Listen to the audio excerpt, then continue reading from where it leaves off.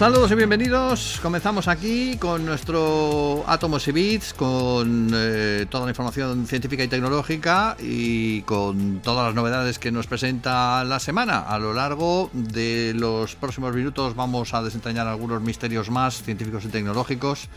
A veces nos dejáis preguntas que podemos responder o que no, pero vamos, estamos detrás de las respuestas, no os preocupéis porque estamos detrás de ellas. Hoy con Esteban Novillo en la realización técnica, con José Manuel Nieves enseguida contándonos todas las novedades y con Pedro Pablo May aquí en el micrófono.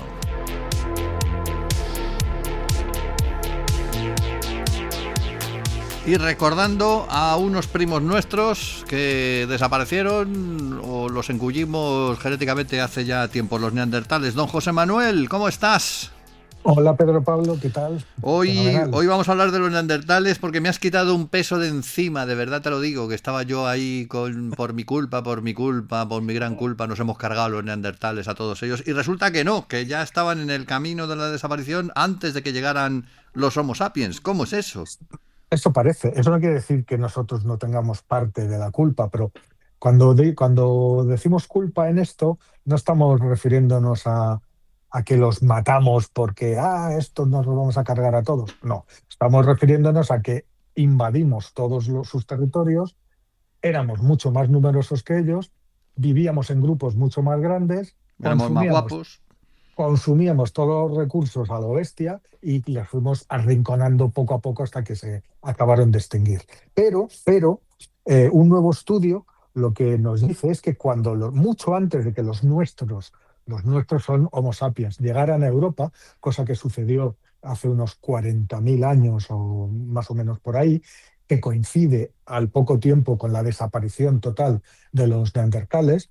Mucho antes de eso, es decir, hace unos 65.000 años, se produjo un acontecimiento, un cuello de botella que dejó prácticamente a los neandertales en las últimas, ¿no?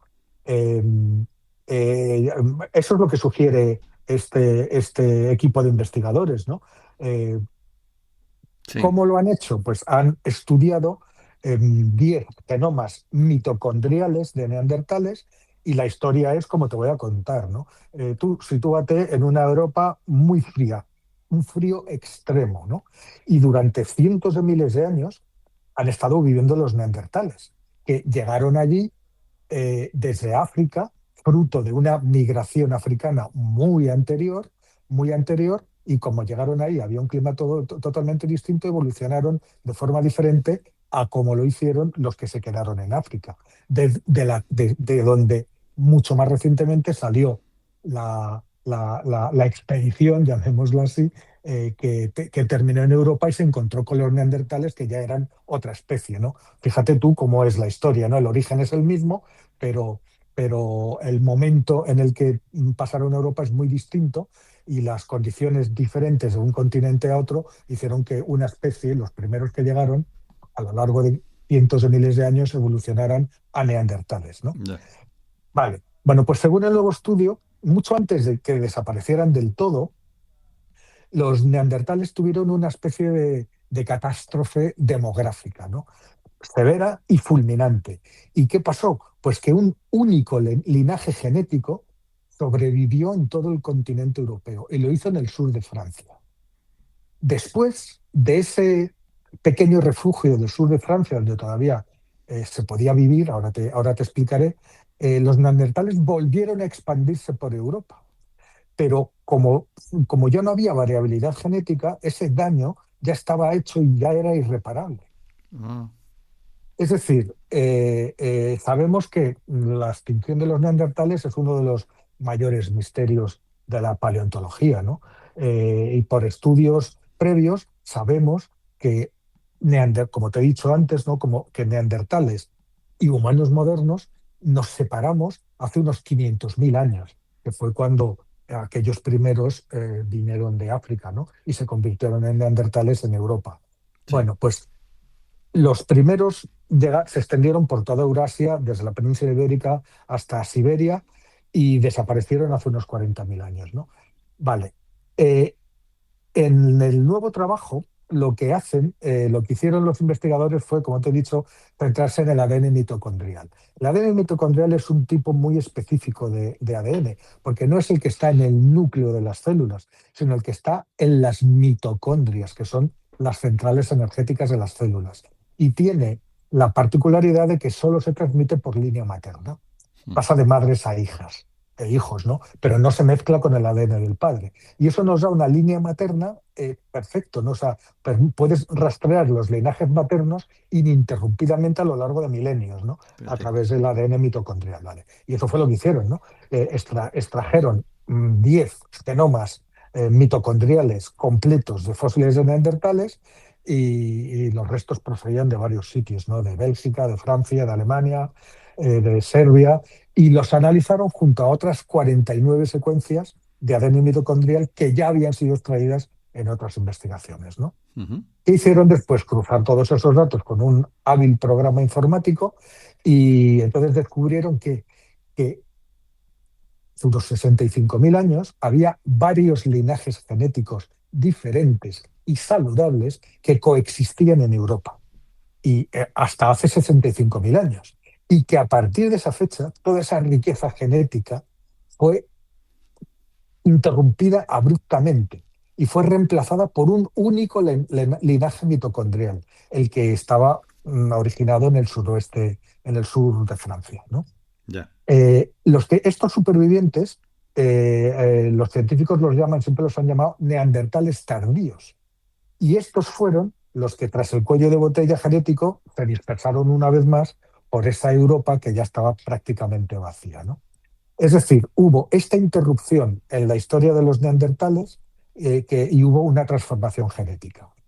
¿Qué fue lo que acabó definitivamente con ellos? Pues los datos apuntan a que fue el clima, el frío.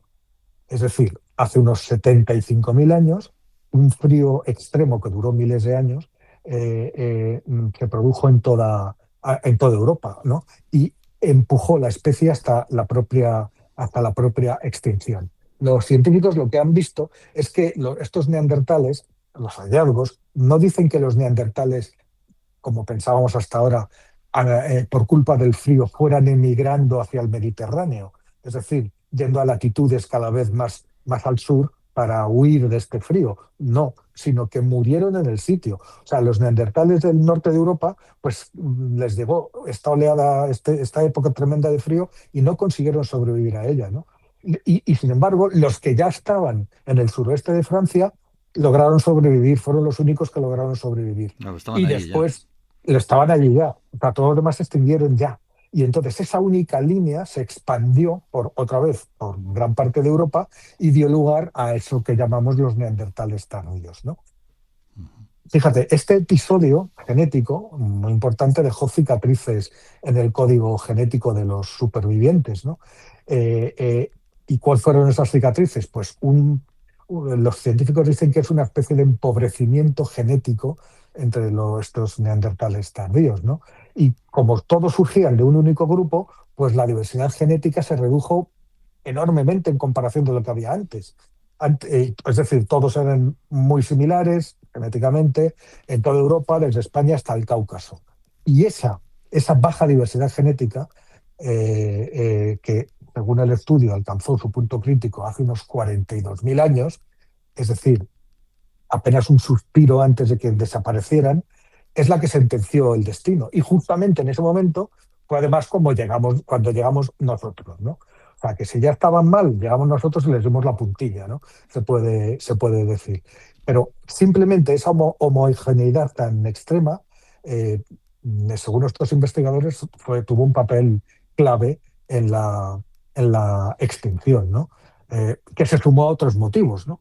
Pero la falta de diversidad genética los hizo, desde luego, muchísimo más vulnerables y les hizo mucho más difícil sobrevivir que si hubieran tenido la variabilidad genética que tenían desde 65.000 años y hacia atrás, ¿no? Todo esto de la genética, al final, lo que te demuestra es que la historia de Adán y Eva, si lo quieres interpretar de alguna manera, es simbólico, porque claro, al final te das cuenta de que lo que necesitas es sangre nueva para Claro, que eso, para que lo que es la raza siga y permanezca y siga claro. creciendo y no se hunda sobre sí misma, que es lo que le pasó a los pobres neandertales.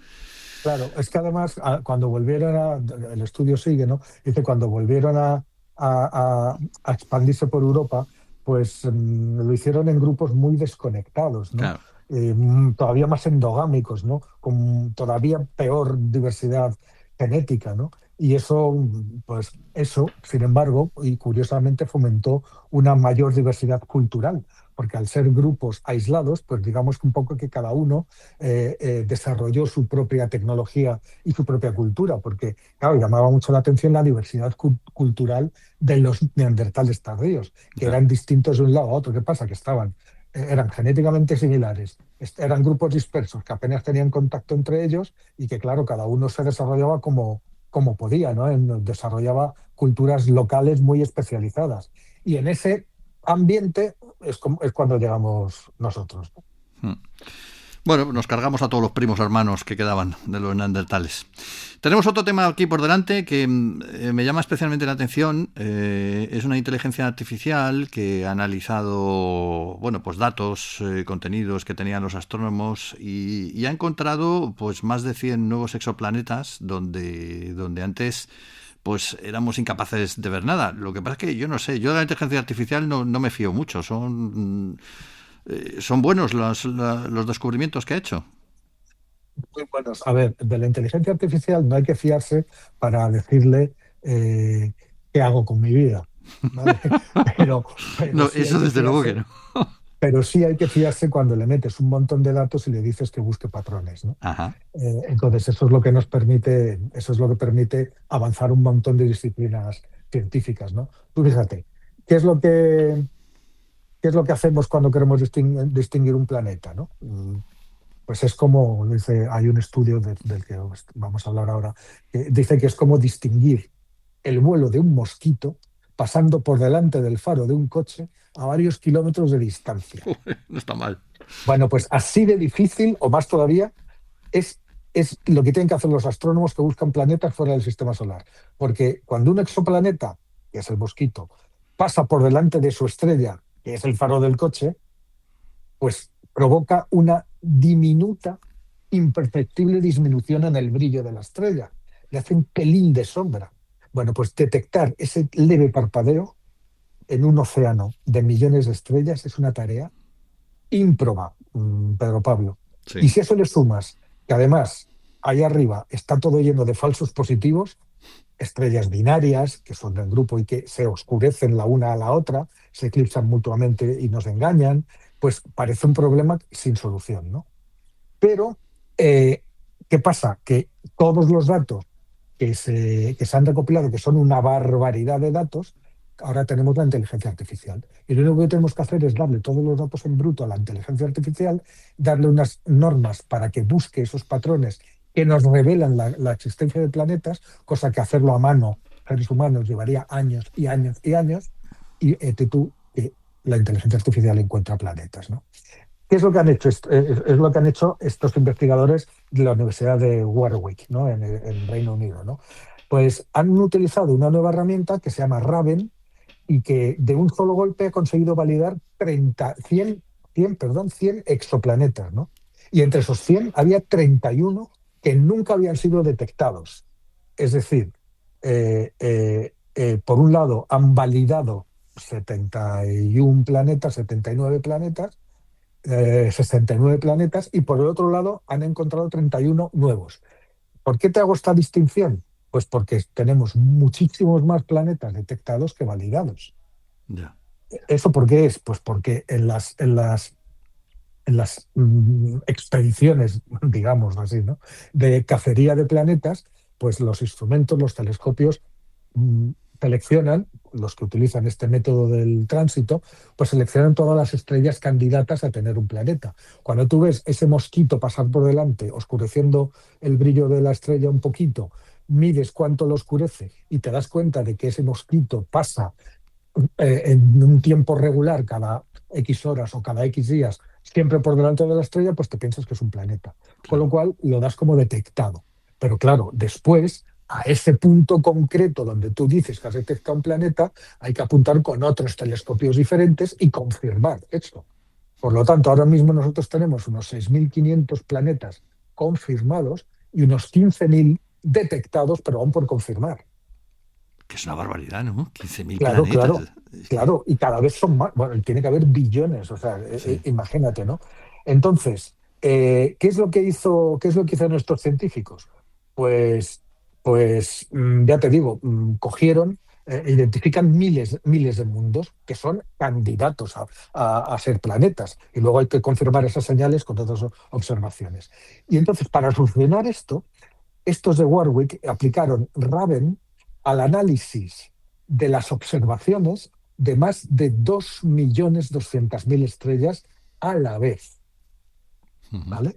Es decir, se enfocaron principalmente en planetas que tienen sus órbitas muy cerca de sus estrellas, ¿no? Y que completaban una vuelta, una órbita en menos de 16 días. Hay muchos planetas que lo hacen en más, pero por algún lado hay que cortar y eligieron estos planetas que tengan la órbita en menos de 16 días.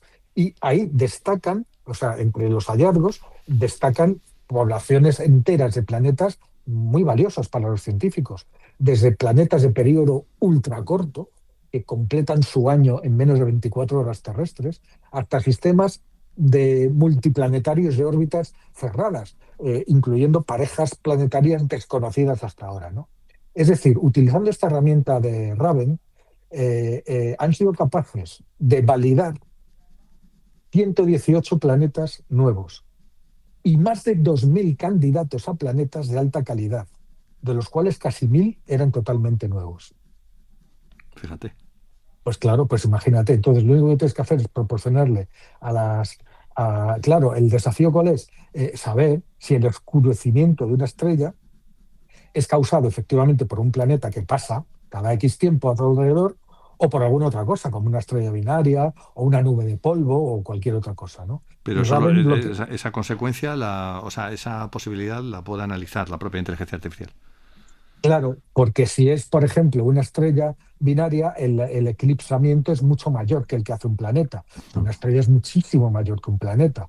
Entonces, simplemente midiendo la frecuencia de ese oscurecimiento y la intensidad, te das cuenta de que no es una estrella, no es un planeta. O si es una nube de polvo o asteroides, tienen una firma específica que la inteligencia artificial sabe cuál es y la descarta, Mm. ¿vale?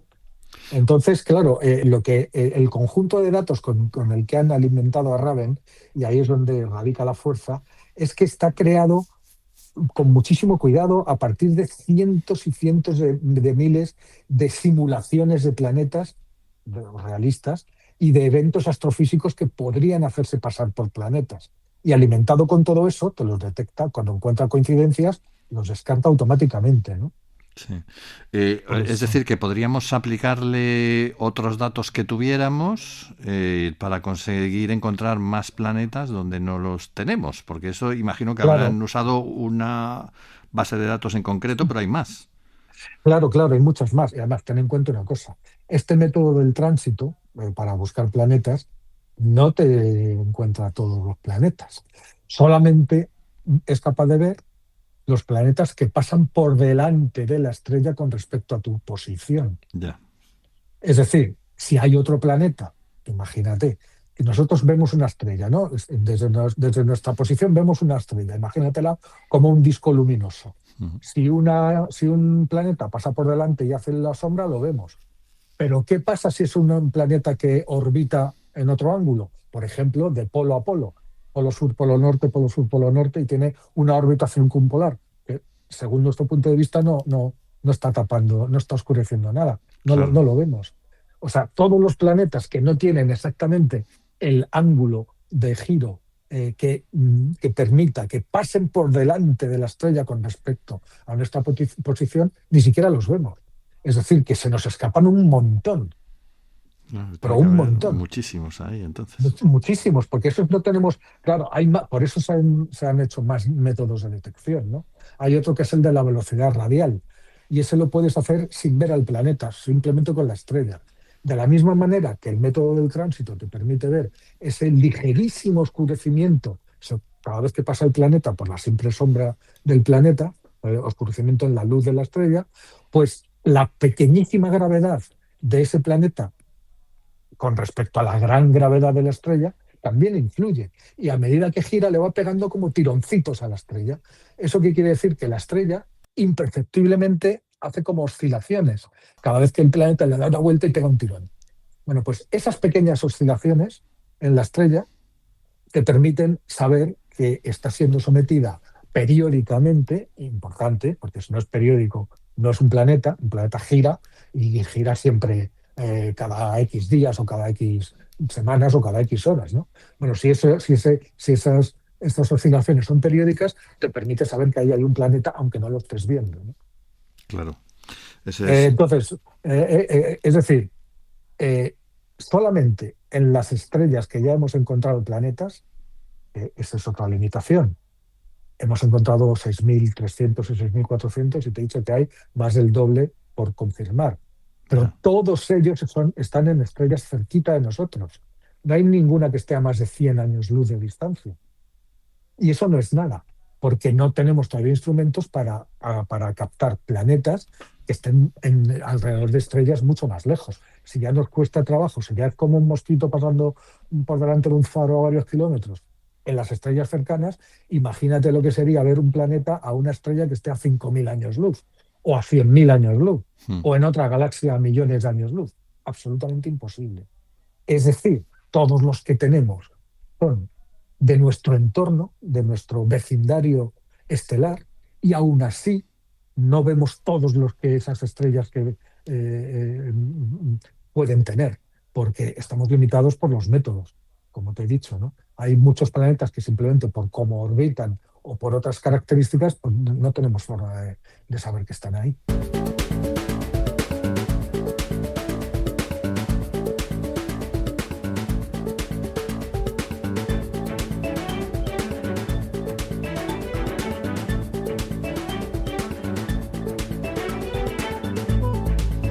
Buenas noticias para los tecnólogos, tenemos tiempo para la tecnología y hoy además con los nuevos X8 Pro y X8 Pro Max. Me hace gracia esto porque la denominación que utilizan para los teléfonos inteligentes, porque antes lo máximo era el teléfono tal y luego el teléfono Pro. Ahora ya pasamos al teléfono Pro Max, lo próximo será Pro Max Mega, no sé, para ver cuál es más importante, ¿no? En un momento dado. Pues sí, efectivamente, así es. Los marketingianos estrujan las meninges para tener más y más. Bueno, Bueno, pues cuéntanos sí, qué es lo que hay de nuevo efectivamente. ahí. La serie X8 Pro, ¿no? Que tiene estos dos terminales. Son de Poco. Como recordemos que Poco es una empresa que es una submarca de Xiaomi que nació en 2018 y tenía un objetivo específico que era tener, centrarse en algunas especificaciones de gama alta, haciendo terminales muy dirigidos, con características muy altas en unas cosas y en otras no tanto, pero a precios muy competitivos, ¿no? Entonces, ¿cuál es la relación entre Poco y Xiaomi y la matriz? Pues ha sido muy buena, ¿no? Xiaomi va al segmento premium, y Poco trata de conquistar al público más joven, con menos recursos, a los gamers, a los usuarios que quieren o mucha batería o mucha cámara o tal, ¿no? Entonces, esta nueva gama de X8 Pro, pues hace eso y se centra en algo que es la batería. La batería. Sí. Ahora hablaremos, ¿no? Ahora hablaremos, pero veamos, ¿qué es lo que llevan, ¿no?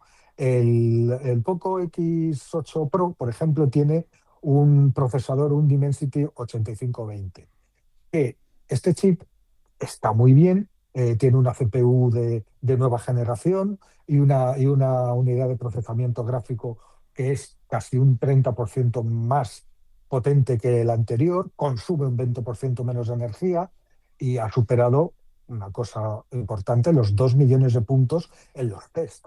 Y eso lo pone directamente enfrente de los correspondientes Samsung Galaxy S25 o de otros terminales muchísimo más caros, ¿no? Pero con todo, el más interesante es el otro que decías tú, el X Pro Max, porque este estrena un procesador todavía mucho más potente que alcanza una puntuación de 3 millones de puntos en los test de Antutu y rivaliza directamente con los teléfonos que tienen los famosos Snapdragon 8 de generación 4, que son los más potentes que hay, ¿vale? Es Sí. decir, estamos hablando de una auténtica bestia, ¿no? De una auténtica bestia. Evidentemente, cuando tienes un procesador que genera tantísimo, tantísimo, pues tienes que tener un sistema de refrigeración fantástico, pues si no te arde en la mano, ¿no? Claro. Estos teléfonos llevan un sistema de refrigeración líquida en 3 dimensiones que reduce la temperatura hasta en 3 grados en los momentos más críticos, ¿no? Y ahí vamos ahora ya directamente a la batería, ¿no? ¿Qué es lo que tenemos como baterías grandes hasta ahora? Baterías de 5.000 miliamperios, pero que con todas las exigencias a las que las sometemos, a pesar de eso, de tener 5.000 miliamperios, pues apenas dura un día. Bueno, pues este modelo, el Pro Max de Poco, el X8 Pro Max, tiene 6.500 miliamperios de batería. Ya 6.500 son, ¿eh? miliamperios. Ya son. Ya te digo, ¿Quién lo iba a claro, decir? con esto, ¿qué es lo que puedes hacer? Tirarte 9 horas jugando, que es lo que más batería consume, ininterrumpidamente, o 12 horas seguidas haciendo videollamadas, o 20 horas seguidas usando redes sociales. En un uso normal, que no sea tan salvaje como esto que te he dicho, son 2 días de uso perfecto, ¿no? 2 días sin enchufarlo. Uy, 2 días, claro, nos es vamos que ahora acercando al ideal. se ha encontrado estas baterías han encontrado una forma de hacerse más pequeñas, de condensar y por lo tanto de meter más miliamperios. Lo están metiendo cada vez más teléfonos móviles, ¿no? Y además, fíjate, Poco garantiza que después de 6 años de uso normal, la batería todavía tendrá el 80% de su capacidad de carga. Mm. O sea, Sí, sí, esto aguanta, está muy aguanta. bien. Esto es algo que, no sé, te recuerdo que, por ejemplo, empresas como como Huawei tienen desde hace muchos años, que te garantizaban durante años que la batería, por mucho que la cargaras, los ciclos de carga, más de 1.500, 1.600 ciclos de carga, que son como 6 años de uso, eh, eh, te garantizaban que después de todo ese tiempo todavía tenían el 85 y el 90% de sus capacidades, ¿no? Y eso está muy bien, ¿no? Sí. Bueno, pues los dos modelos, volviendo a Poco, tienen carga de 100 vatios, que te pueden cargar de 0 a 100 en 48 minutos. Y bueno, pues tienen una pantalla enorme, una pantalla muy grande de 6,8 pulgadas.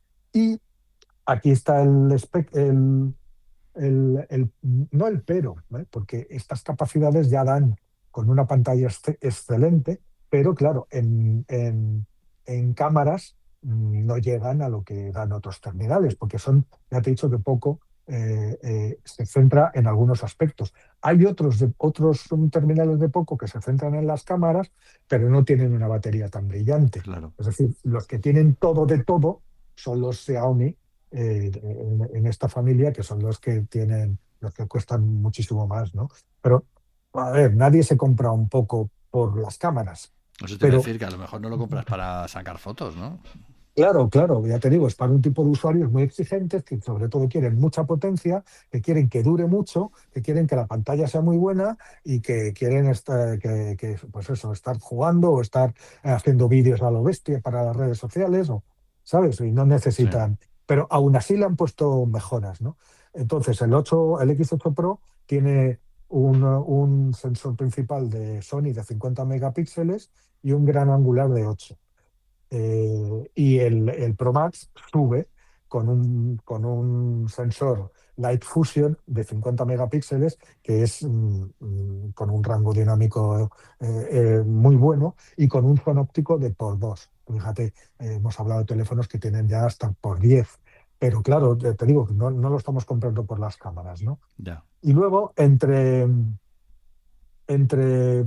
las cosas más curiosas en el sistema operativo, pues hay algunas funciones, ¿no? que están bien, como por ejemplo la posibilidad, esto destaca mucho, de hacer comunicaciones offline, que esto lo tienen los Xiaomi. ¿Qué te permite esto? Pues mantener llamadas en zonas que no tienen cobertura tradicional.